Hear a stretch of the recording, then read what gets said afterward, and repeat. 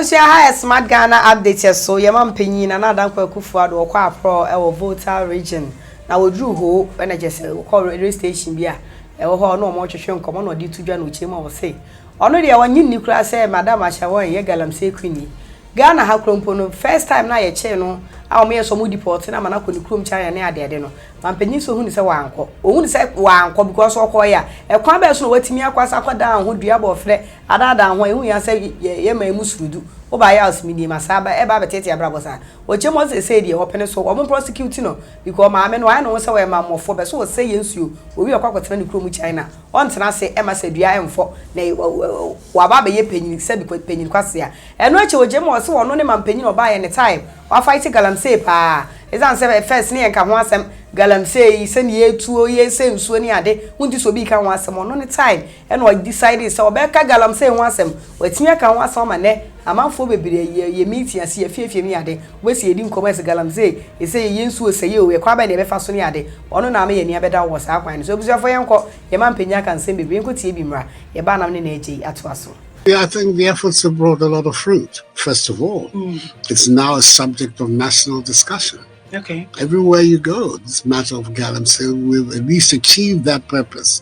of heightening consciousness about it as an evil. When I came, nobody was talking about Galamsey.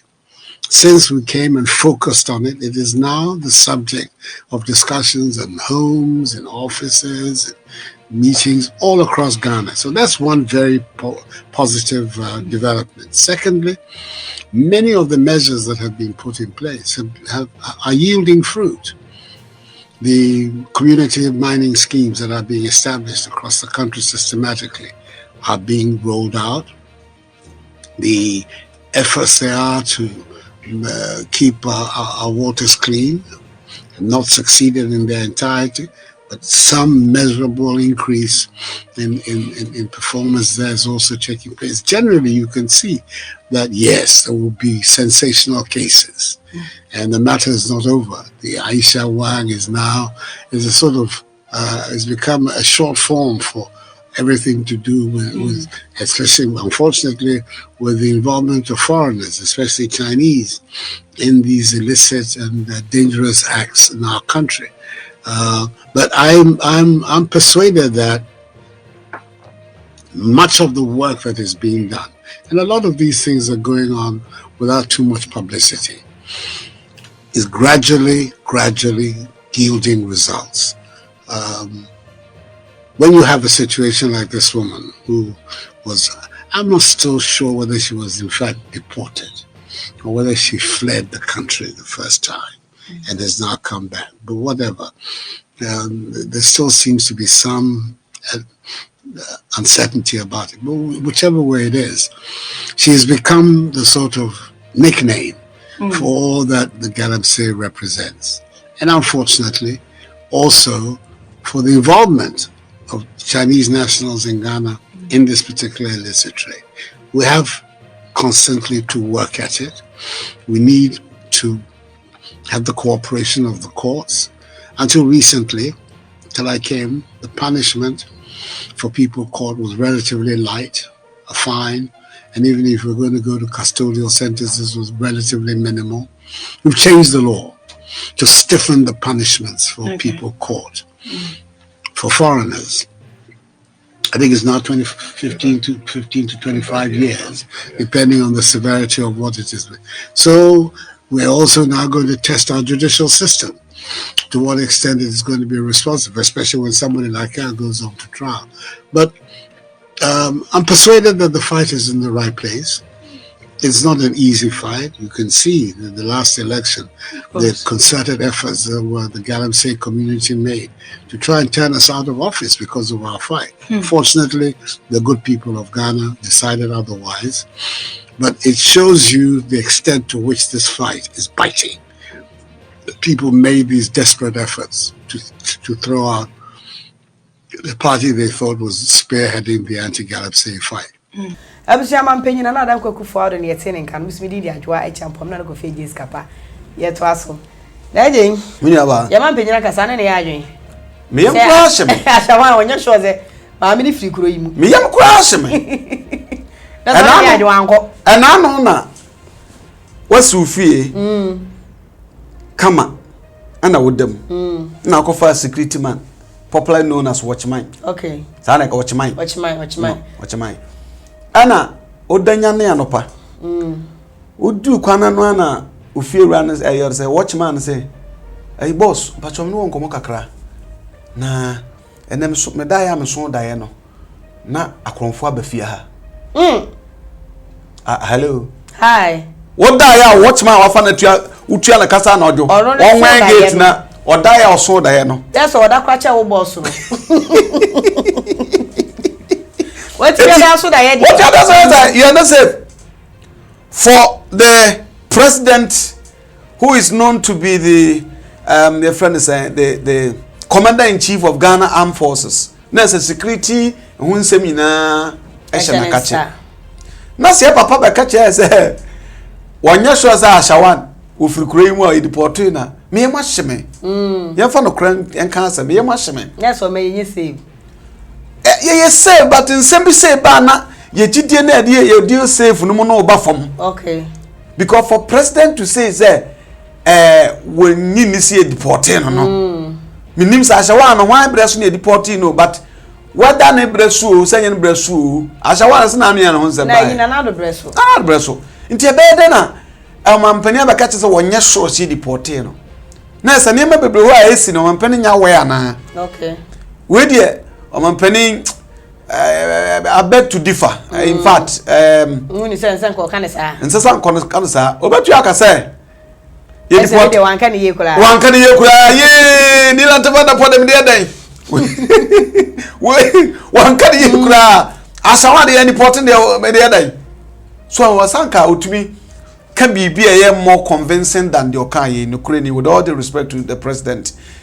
So Baba can say the Basa my mubino. Ye yam sharing. Say a man penny on to me a organ assassin na shansa. Do say yon ye to me na nemum ye can't send be we are on the dinsa. It seems so. It is a notorious and criminal person to say, Mammy, I can suddenly I can't mean so your TB. Sa name or yes, I tell you no a criminal. I mean Casabecra. So what I say. Nasi a man pelba catcher say, one yes, sure say deportena. Me fi say entwe okay nti no kana me expect because be a deporte no but ma me na criminal no ye mamboni nti ene watumi afa no Nicodemus kwan so asabe wura man nim it this time round we are going to deal with him drastically. We are going to make sure say measures be begu akwan bia no shall be monitored. What I say na say amagide na ye more okay but for him to say onye sure say deporte ne de minima de kura wahu anade wate ntia okasa it could be so they was sign say onko ana was sign ana we aware see a deport so mo a deport no eno so ho anyway cause we nipa ontumi hunu ba bia say the me kan in the tie dia ye share say deport no ana deportation no and deporting dia ana mo ehwe deportation so no and deporting dia. That means somebody also has to answer questions. Somebody should be called to answer questions because ya kase deport bi no and deport no na de akwache na ehun afide wasare brand no kwa de nema ofro kwa be shoto gold nyina na sa say the biblical say na say si tu hu ba ku fro mu ko chinchi yankopɛ ne keles di kan de ba no sa na akwa akoye o be hwe se e kwan da ho na oba so na kwan da ho nti oba so no wono nko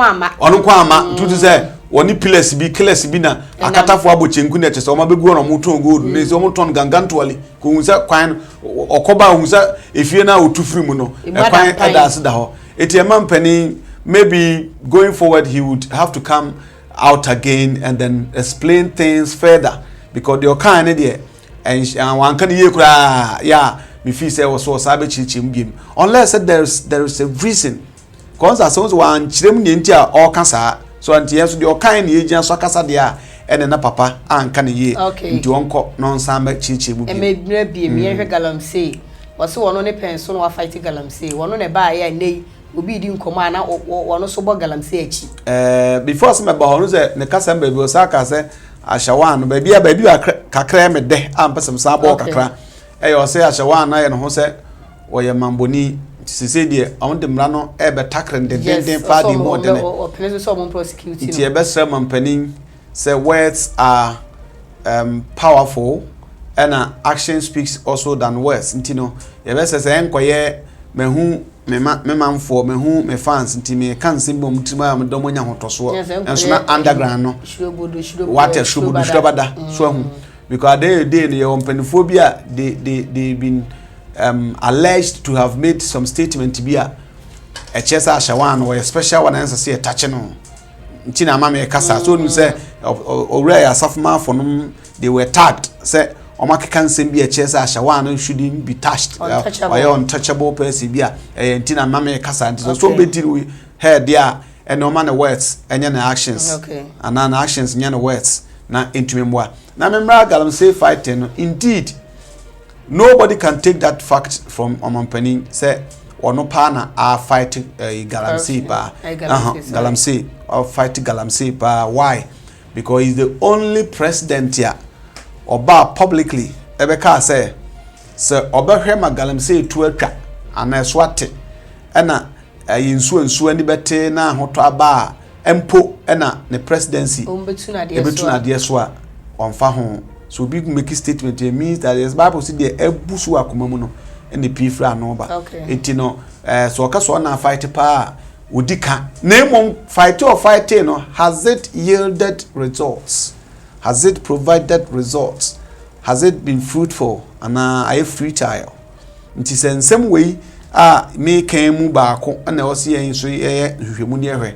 ampa say Galamsey no anu adwokakra first that the rampantly and for here no over to ground o da ho mpa so kwa be no kukuru nko na obi hye wa wotu Galamsey sisi no eso ate kakra na so na ete no enso ansa ankoboa de nti ankoboa no say akasefo no omunim who do you know fo ni bi boss bi nim boss bi nti no amakasefo no bi they are still doing it even at a no-go area because they have forest reserves anka emra chesi nya tikiti bia o yentwadio we nya hwum and so we have seen the videos middle of forest nkofo aye Galamsey it say etutu ne ma bonyina kra pie mu before so bi di soldier fo kwakogu forest reserve finfin to Galamsey no na babia source no free banana odene etino fight do ma fight eso so atekakra na emom de ne e pay sank yehu no enya no ye ehun am so regularize small scale mining no it's anke a good thing anke be ye nanka ba bia sikana nyame amfa anhye form say amfa nya hwe tu ana osi etudie but into nyansem into nyansem tis anka small scale mining no to me ba ya anom regulate ni ye ema etumi ye adwuma emabunu na omutu Galamsey na ebe kire omo kwan pa omo mfa so to gold no omo so asetrem enye yiye because okom de ya ekomo ye yiye pa emema bebre omema wu nyina ye kom oh yeah, I'm telling you unso wo sika obema I'm telling you makoma de bema sikani an bema wu na ode akoje I'm telling you because sika nan kasa no ahoden sika ye say moral booster esa so libido enhancer so unti o ya gana haska fo bebre bu ompa ye pa bebre na bu ompa ye pa because wo sika so wo say fear enema sa na ma nya on ye kode but I'm just chipping in fear na ma sa na ma na libido ni na na chenanko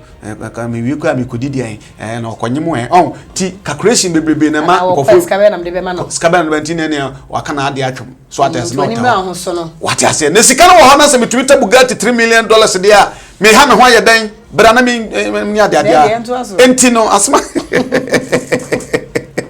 Mario de banko se ne nyajo nti sanka sa kwan na me ka no you regulate adniye na niam nyina koyi young guys I won patam ho no yebetu abo ma no na ya kire mo kwan omfa so tu omutu Galamsey ni wi na mo yes small scale man ni wi emra ho se amran kra amotu no or some of fairly say be some years to come no ebesa aye fertile for any other crop yebetu me adua ho eno sa da nchen kra sa reduce the risk of whenever tears we makoto amuna mu awu ni ade eti fighting they were fighting but the other side of fighting no and ankoyi and excavator missing and excavator burning so ebema it take the beauty of what they were doing away because go for na criticize say me there I still stand by it see ebeche excavator and I could see regional secretariat and whatever so we be so na excavator no tumi nya 9 na ntibia ne kode a ene yenhye no okay me koso akase yenhye no and it doesn't make sense see a be share excavator wabra there are so many things we could have used them for gutters ni ade ade a wo hoka bi kura betumi atitim ni ade agisi woni ade yesa nkrutu dwuma no ya mre ne nya he ntine ne wo dan kura achi na afu a excavator bedwiri ma ye na nka yisu na uhu ana wo yema hyew ntu nkoye so atase ba se beji no kwabrane atumi ama excavator na nante ayera ko excavator before so be move excavator ba ko free baby esie ade akoba bi e ko no asa untu wan kraman ya ogina pataso da this will be pedal excavator to kraman because excavator before to be move excavator uhiya ka be fe low bed na ebesuo no no kwanse untu low bed untu free be free ba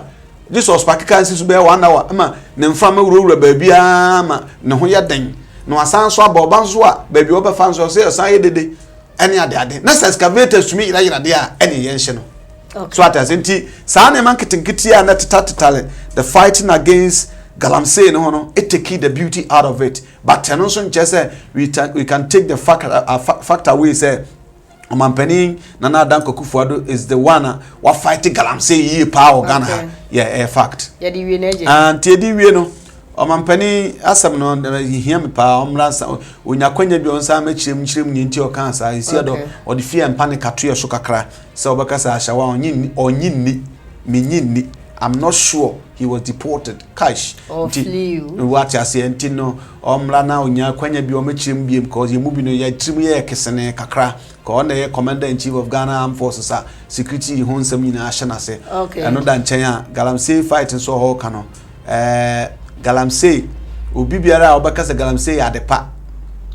enya Galamsey na na nkaye boni o ba ye kwan ya ye faso tu no so obesensu so obesenkofo asase ba bi ko ma sika nani ho ba once I say Galamsey won patam ndu obi tu kodwiro bi ko nyina gu aden opaga ontumi nso na hwe ama obi so amran nkata so na ekum nipa afu asai ohia ohia na beba nti no ye mpe kwan foforo